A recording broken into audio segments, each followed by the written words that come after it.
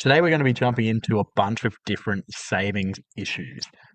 Mistakes, accidents, problems, all of the above, any issue when it comes to saving. Exactly right. This is one of the first episodes we actually did back in the day, probably 3.5 years ago. So we're going to be touching on around the 6 common mistakes that we identified then and as well now, and kind of having our say on it and saying, how can you, if you are living with these mistakes, how can you avoid these mistakes and actually get moving forward? Let's get into it.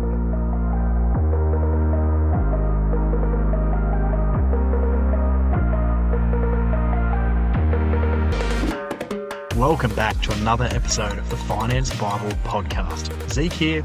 And your co-host Oscar. But before we get into it, please note that nothing in this podcast should ever be considered as personal financial advice. Although, if financial advice is what you are seeking, let us know. We can get you in touch with the correct team. But for now, sit back, relax, and enjoy the show. Let's get into it.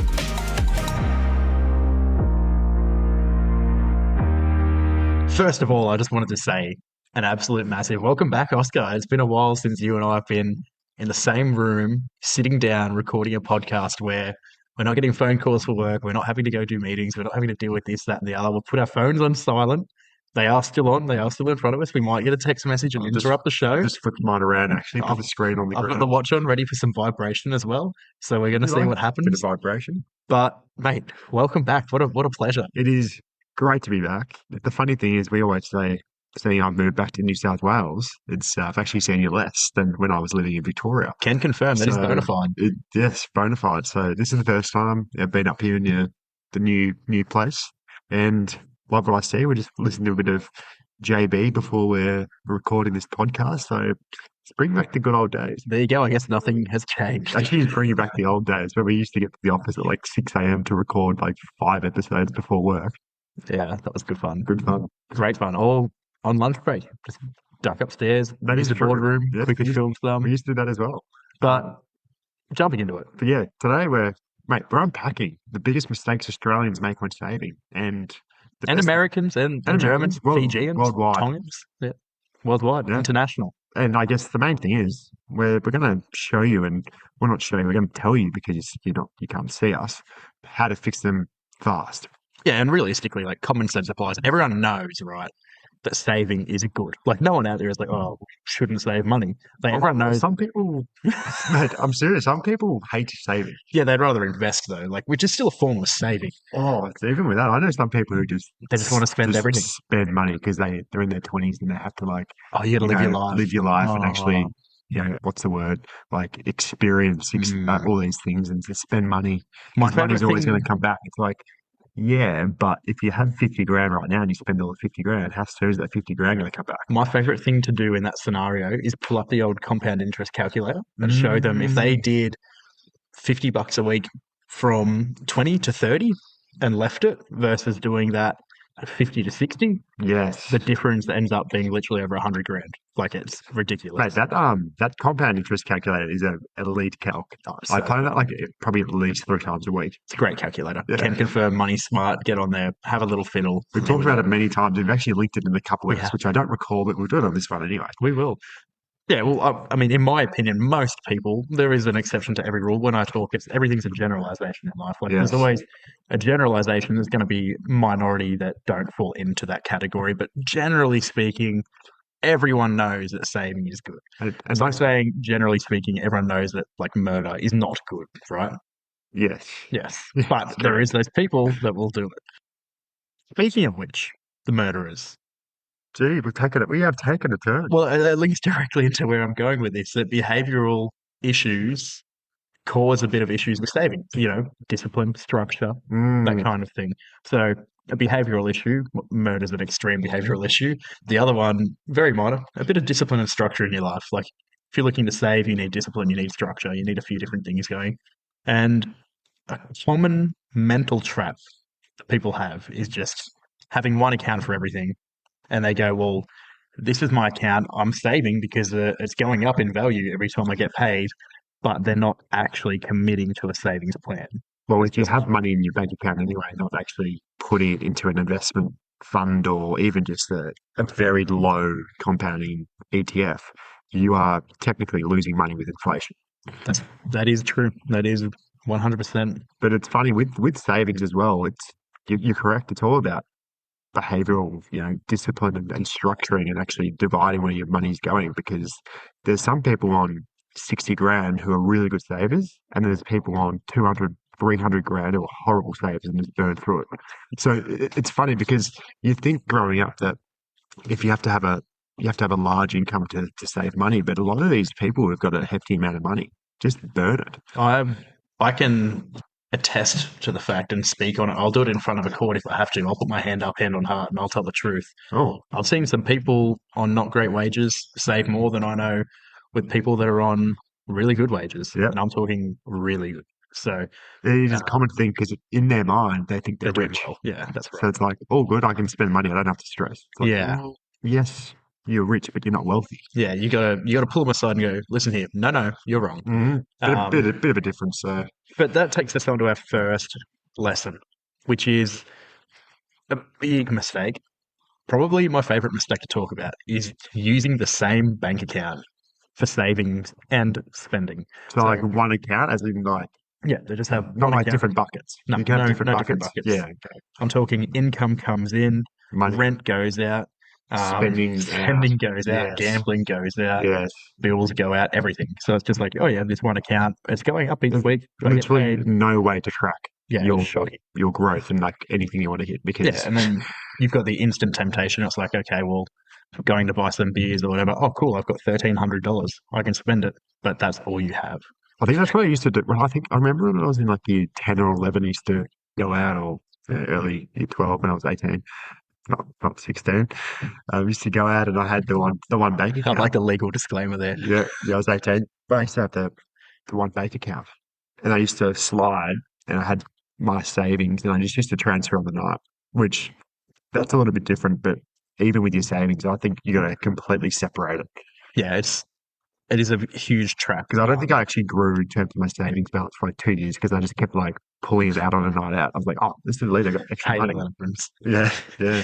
But what I've noticed in today's age, like when we were younger, it was a little bit easier because if we had a different bank account, like as in if I had most of my accounts were with CBA and then I had a savings account with Newcastle Permanent, right? And then I would, if I was going to transfer from Combank to Newcastle, my savings account, and leave not much in my spending account, which was Commonwealth, then if I wanted to send money back from Newcastle to Commonwealth so I could access it on a night out as an Took a impulse while. decision, it would take 2 or 3 days. Yeah, it's good. Now we've got Now it's Oscar, we've Oscar, got Pay bang. ID, you carry your card everywhere, bing bong bang, ATM, gambles. Whoop. Well, you were saying one of your mates is transferring their money, their $500 a week to another friend that they can't get access to, which I think is very smart. That is very smart. Like So that is also a way. If you have an accountability partner who, even like your parents or your friends or someone you can't get the money from quickly, do that if you're struggling. yeah, there's many different ways. I would personally do either an account that doesn't have Oscar, like a different financial institution, maybe like HSBC or something like that, Hmm. and or make it so I have to go to a bank to do withdrawals, and or put a second person on it where you both have to go to a bank to do withdrawals because then it's virtually impossible. Yeah, this is like if you have Yeah, no if you've got like already, willpower yeah, it's to, an addiction. yeah, like this is like most like for myself, I've got one bank account, ING, and I just got like four different accounts, and savings is one of them, and I just don't touch it. But there's other people who can't do that and just have to touch it. Yeah, so for those guys out there, I know a few girlfriends that are out there, and they may or may not get 5 different days of getting packages. They love an online shop. They love Mm, to spend money. If you say, "Hey, we both got to go to the bank to withdraw funds," you solve that problem. And for the girls out there that have boys that love a bit of Uber Eats or DoorDash or maybe a little bit of sports bet here and there, common problem. I know. Do the exact same thing, and you can hold each other accountable. It's way easier. But if you are disciplined, just be good. Have a separate account. Don't transfer. just be good. Yeah, just be It's be easy be as good. that. Yeah, like behavior, good. Yeah, Um, that's number one. I think that's the most common mistake we've seen in the past. yeah, absolutely. But number two is we've spoken about it quite a few times. No structured budget. So budgeting is very important. Even just figuring out where your pay is going to go, the money when you divide it. Obviously, if you're paying rent, need to pay your rent so you can have somewhere to stay. and then figure out how much your savings, penny savings goals, etc. But without actually having a budget and clarity, your money literally will just disappear overnight. It's quite funny how that actually happens, and people overestimate what they should have left. I think when we did this episode, we had a special guest actually talked us through his three-part budgeting method. Yes, yes, which we agreed on and were We actually did. pretty much using similarly as well. So I think they had number one was fixed non-discretionary. So, your rent, insurance, bills, things that you have to spend your money on. So these are non-negotiables. And then you've got your variable and non-discretionary. So, your petrol, your food, your tolls, and then the third part of your budgeting, you've got your discretionary. So your fun spending, your social spending, and all your subscriptions. Yes. So they are the three main parts of a budget.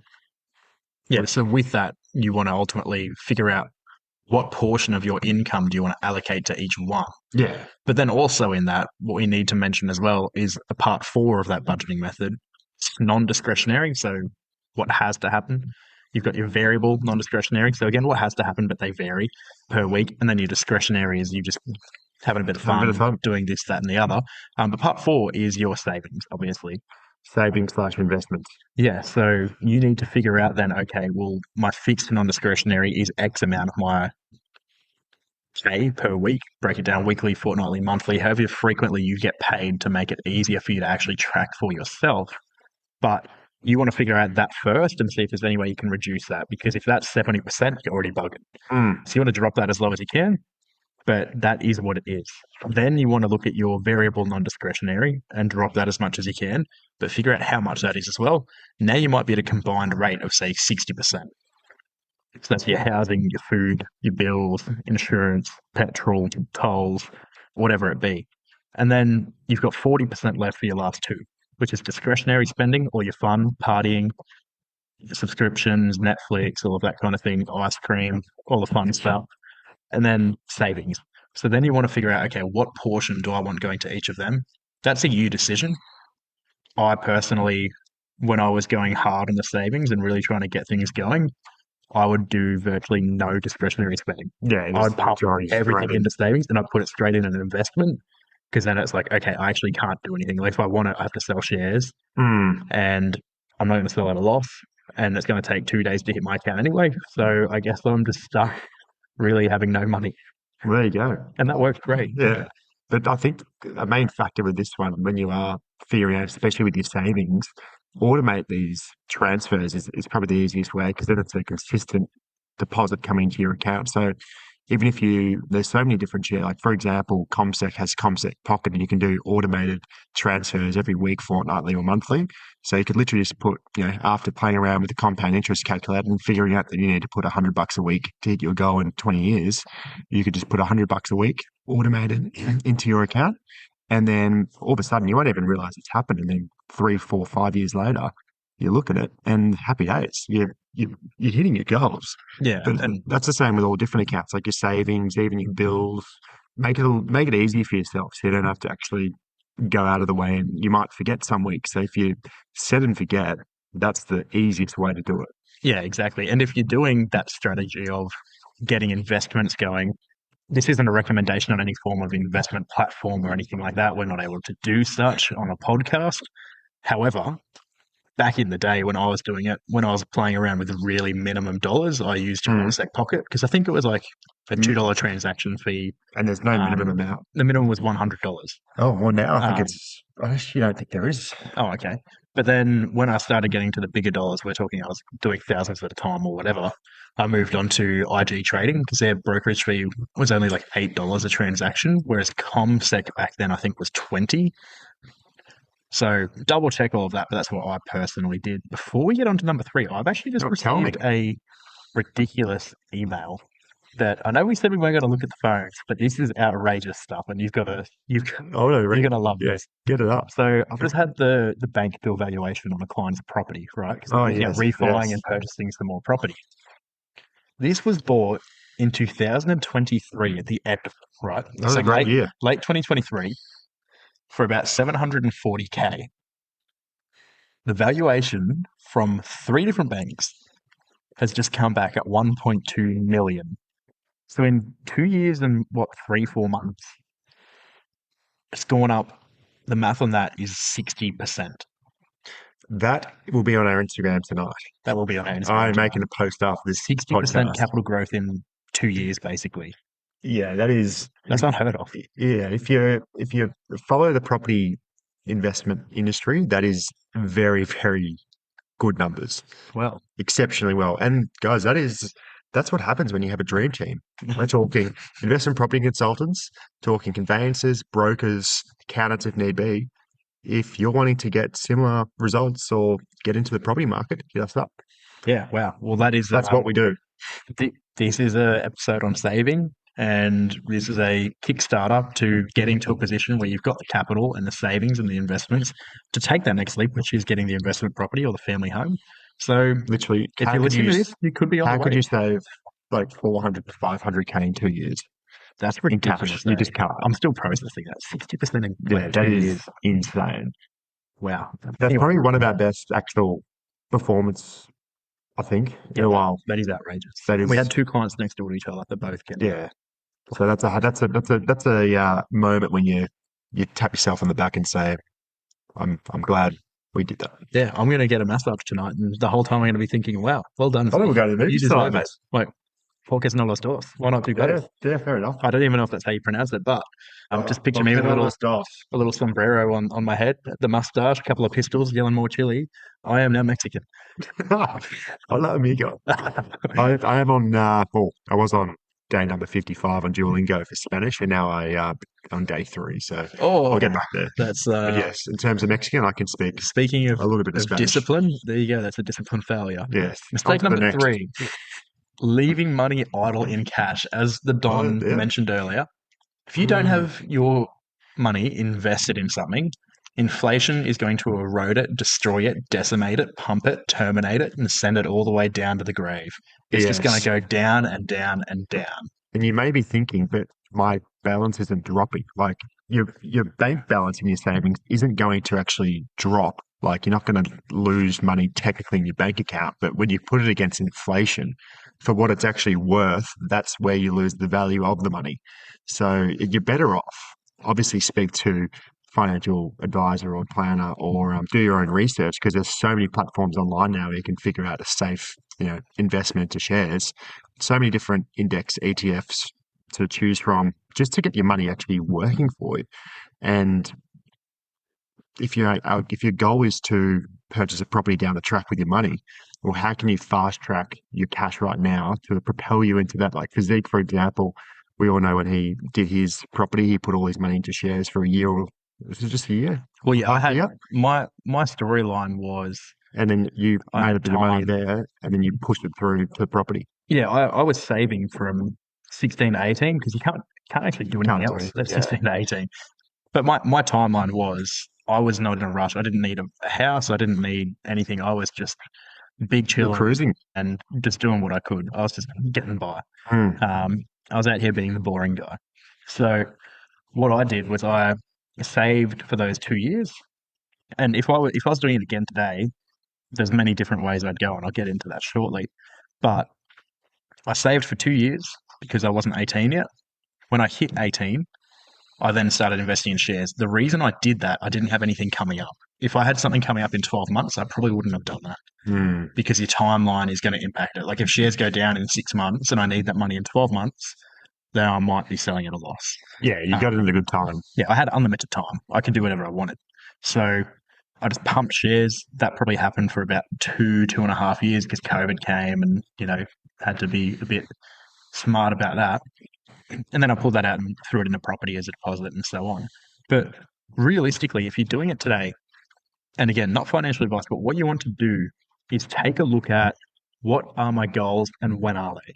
Hmm. If you're on a short time frame, then it may not be appropriate to put it into shares or crypto, for example, because if in 12 months' time, if the shares go down or the crypto goes down, you don't have the time to recover it because you need it at that point in time. Hmm. Like if you've got a land settlement coming up to build your home, and you're like, I need this money for the deposit or to settle the land or And there's whatever a it is, big dump the week before. yeah, then you're going to be short. You're going to get hit with Yeah. settlement penalties, contract penalties, termination penalties, Hmm. legal fees, and so on.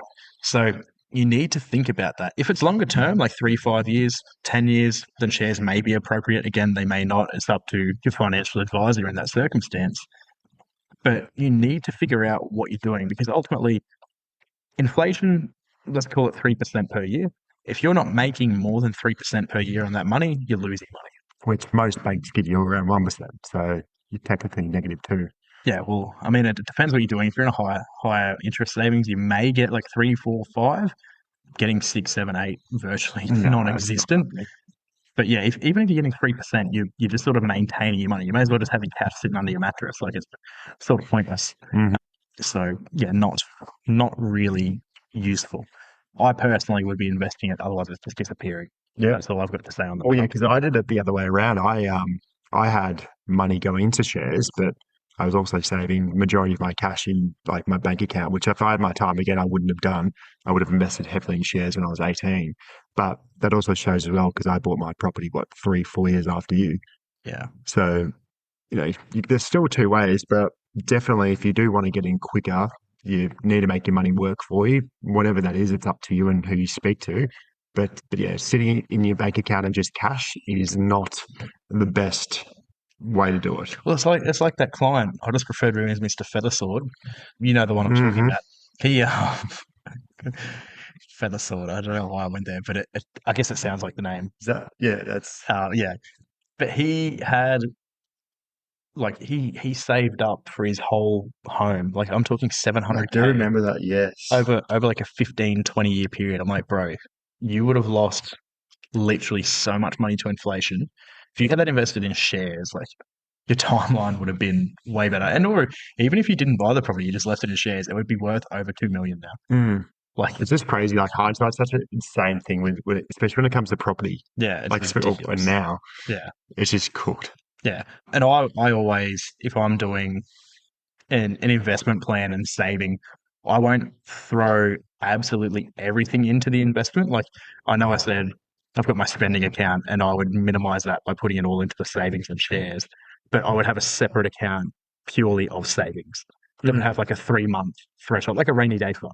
Yeah, So and I've spoken about it on my recent solo episodes how important a rainy day fund is. exactly. But this it moves on to number four, which saving for consumption instead of wealth. So, for example, saving for a holiday is not I love saving; this. it's delayed spending. It's as we used to say, it's kicking the tin down the road. Mm, Remember that old saying? I do. So it's the same as like saving for a new car, saving for a shopping spree, just saving for things which aren't you know, investing in your future or going to help you pay you an income down the track. It's purely for consumption and materialistic items. So it's, it's it's like when we meet a client, we go, "Oh, how much are you saving per year?" And we know it's zero because their savings account is zero. mm, And we're like, "How much do you save per year?" And they're like, "Oh, like 15 grand." I'm like, "So you're 40 years old. You save 15 grand a year. Your savings account's got $800 in it. Can you just explain that a bit further?" yeah. Oh How does yeah, it we work? we went on a holiday this year, and last year we bought a car, and the year before that we went on a holiday. I'm like, okay, so you don't actually save anything. Yeah, like You spend it. it's fine to have like goals to save for a holiday, but have different accounts, like what we said earlier. Have an actual wealth building account where pure money goes into for saving purposes for your future you, and then maybe have a little account for holidays or a new car. But don't just put all your savings into it for a holiday or a new car because as soon as that holiday's finished, yeah, you might have had a good time, but you get back to work and you're back from square one. It's like I know a couple who's got married 12 months ago and they literally took out loans for the whole wedding. We're talking like six-figure loans, and then they didn't have any assets or anything for that together either. Oh no. And then they're like, well, may as well get another loan out for the honeymoon. I don't know how everyone else's money spending makes me stressed. Like So I they just took picture the out, old the Edge WWE. yeah, I'm I know, about to yeah. do a spear, brush the hair back over Hmm. my face.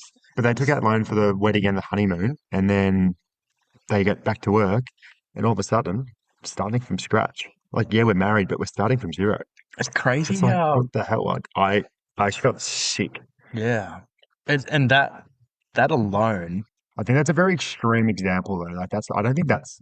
Oh, no, I don't actually, think that's often common. uh, I mean, it may be. kind of surprised, I don't maybe. really know. Yeah. Yeah, but that, like, even I think about it sometimes. Don't get me wrong. I'm by no means like absolutely silly with I'm money. not perfect. Okay, well, there you I thought go. that's what you were going to say. No, no, I would never say that. But Oh, if we're going along like the train of figuring out where money goes and that kind of thing and how it builds up, yes, obviously I save. Yes, I have an idea of what we're doing financially and stuff. But even just thinking like money that I've spent on, say, holidays or something, or like I bought my car in cash, obviously, it's like 50 grand or whatever. I didn't get a loan on it or anything, smart financial decision. But even I am in a mindset where I think back to that, which is like what, 2 years ago, 3 years ago. It's mm, like 50 grand on a car. Like, yeah, sure, it's a brand new car. It's going to last me a long time. I'm going to run it into the ground because I'm money savvy. hmm. But that 50 grand invested into, say, shares or something, when I'm running a 46% return this year, like not even counting last year, that would be worth at least 75 grand today, that cash. Then you throw in like what I spent on, say, holidays or parties or gifts to people or whatever.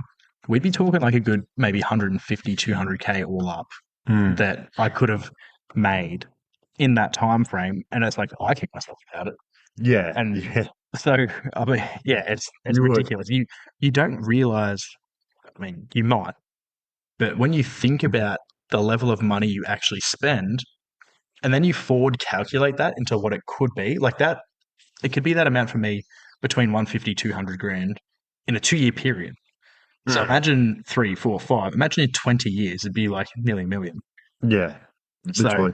yeah, anyway, And then what can you do with that million? Oh, there's a lot of things you can do. yeah, there is. But realistically, the whole point of this one is saying, cool, you can save up for temporary happiness, holidays, cars, whatever, but you also need to be actually saving and generating wealth. You need to have Yeah, that an as a actual goal. saving account. Yeah. Yeah. Because saving for holidays is not saving, it's Delayed delaying spending. spending. Saving for wealth is saving. Which brings us to number 5, a lack of automation. We've kind of spoke about it already, We have. but real simple. We don't actually need to talk about that one. Just split money up, automate it, have it go here and there, know where it's going, and let it run its course. Yeah, literally. Like I was a few years ago, I always found that at Christmas time, especially, I was spending so much money when it came to it for buying gifts for people that might have been, the whole period I spent 500-600 bucks. I love a gift, Yeah, like getting them for people. well, so do I. But like, and then I get excited and buy more, like, and spend more money. So I was like, I don't actually have this money set aside. So now what I figured out is at the start of each year, I figured out, all right, I need around 800 bucks for Christmas time. So divide that by how many weeks in the year. And then I just automate spending every single week into this Christmas account. And then come Christmas time, I've got all the money there. So this Christmas, it's going to be a breeze. I've got cash sitting there and just ready to go because the whole year it's just been automating my deposits. So happy days. Yeah, this we're coming up on when Santa comes around in about a month and a bit, and I haven't actually got anyone anything yet. True. It literally is just over a month. Could this be the year that I hold back? December's going to Could be a I good month. could I be a good man and get no one anything? I highly doubt it. Well, we're gonna have to wait and see. Final big point. Yep. The final big point, ignoring debt before you actually start saving. So, common error is starting your savings journey while you're still carrying that high, hefty credit card debt that you're struggling to pay off. So, if you're paying 18 to 20% on your credit card and then you're also trying to save, well, hate to say it, but one, you're probably not going to be saving much. And two, you're probably not going to be paying off your debt much because you can't juggle the two. Firstly, the number one thing you have to do if you do have credit card debt is get rid of that as soon as possible. You might, if you're putting aside 400 bucks a fortnight into savings, pull that into your credit card, make extra repayments because you want to be debt free in terms of bad debt, as in like personal loans, credit cards, etc., before you do anything in terms of your savings. And there's quite a few different methods to this in terms of removing the debt on credit cards, like a snowball method and avalanche method. We have spoken about them before, but definitely if you have debt, even if it's 1,000 bucks or 3 or 4,000, put a plan together to actually knock that out first. Yeah, I mean, I don't have too much to add to that. I'm going to keep it very simple on that point. The way that I calculate what debt is going to be repaid for people, if we're looking at different avenues of generating money or saving money, repaying debt, that kind of thing, is if your interest rate is higher than what you can generate, prioritize paying it off. So, for example, if a mortgage is 4%, but shares can return 9%, then 9% minus 4% is 5%. You've got a 5% net gain from the shares in that aspect. Whereas if it's a 12% interest rate on the debt, for example, a credit card, and you can only generate 8 or 9% with shares, then the 12% is higher than the shares. So it's going to cost you 3% more. So that's a simple way of calculating it. It's literally that easy. Figure it out, do your own research, talk to planners, and take the leap from there. There is a couple of additional little tips and tricks, we can Oh, call I them, do love some tips and tricks. or things to talk about. Just to rattle off a couple, and we're not going to dive into these because they're the main ones we wanted to talk about. But lifestyle creep is a huge issue. Simply put, when your income goes up, your spending does not need to go up with it. Yep, that's a very common thing that happens. Simple. Then we got psychological. So, using mental accounting, naming accounts by purpose increases your commitment. So, let's say you have a savings account and you go on 12 to 18 months to buy a house. You can simply name that account future house deposit. And, if you are putting money aside for a holiday, this can be your holiday account. So that will actually visualize it for yourself as well and give you a bit of urgency and want you to keep saving because at the end of the day, savings is actually fun. Yeah, small wins, celebrate them. Yes. If you get to your first 1K saved and you've saved nothing ever, that's a huge win. When you get to 5K, then another huge win. And if you pump yourself up like, oh yes, I reached my goal of 1K, how good is that? Hmm. And you genuinely make yourself feel good about it, you get up and about, tell your friends, your family, or whatever. Oh, I've just got my first K saved, or whatever. Or I've just got my first 5K, 10K. If you're a big baller, it might be 100K or whatever, 1 mil. You Yeah, that's then celebrate it. That's how you keep propelling yourself to success. If you just go, oh yeah, I'm at 50K, like you're not yeah, going to be up and about.